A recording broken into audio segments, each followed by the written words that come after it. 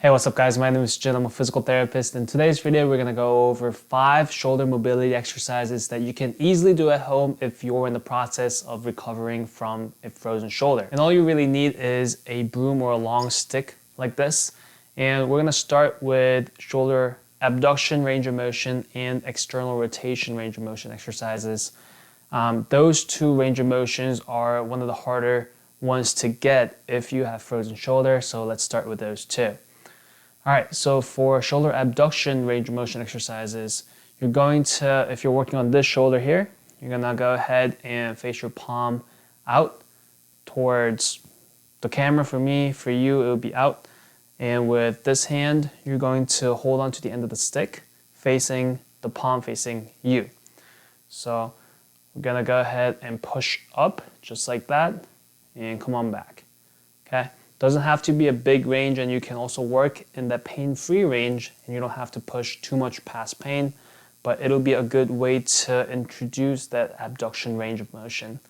I'm gonna have you go ahead and go 2 sets of 10 towards the side that it hurts. Okay, so the next exercise I wanna try is external rotation range of motion, and we're going to use the stick to help assist through that range, okay? So this time we're gonna hold onto the stick with the palm facing up towards the ceiling or towards the sky, and just hold it, not too wide, not too narrow, just about your shoulder width.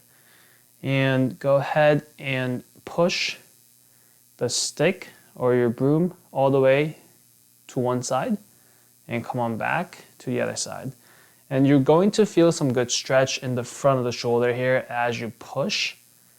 And I want you to go ahead and work on stretching the anterior part of your shoulder as you're going into external rotation. So the same thing here. Let's try for 2 sets of 10 on each side. Okay, so the next exercise we're gonna try is working on that shoulder flexion range of motion, meaning bringing your hand in front of you and up towards the ceiling. You can use a dowel for this as well. What you're gonna do is hold onto the dowel or a stick with both hands, palms facing you, and start at the bottom and bringing it up slowly and back down. Up and back down.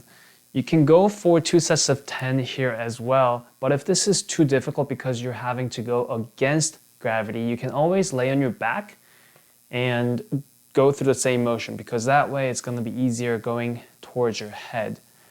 But if that is also very difficult for you, you can try using wall and a book, and all you're gonna do is start down here and then bring it up towards the ceiling and back down. So it's the same motion, but this time you're using the wall for some support. All right, so this next exercise we're gonna work on scapular protraction, meaning we're gonna work on the shoulder blades coming out away from the center of the body. So we're gonna go against the wall here and lean forward, and all you're gonna think about is that muscle in between your shoulder blades and pushing it away from the wall and back. Pushing it away and back. Because our shoulder range of motion is not just about the arm moving on our shoulder girdle, but it's also about that scapula gliding properly against the rib cage. Shoulder protraction, working the serratus anterior muscle, is extremely important. So I really like this exercise. I'll have you go ahead and go for 3 sets of 10. And what you can also do is add in other exercises to help with strengthening and stabilizing the shoulder. So doing a push-up against the wall and going into a shoulder protraction is also a good idea to challenge yourself. Doing thread the needle and getting that protraction, right?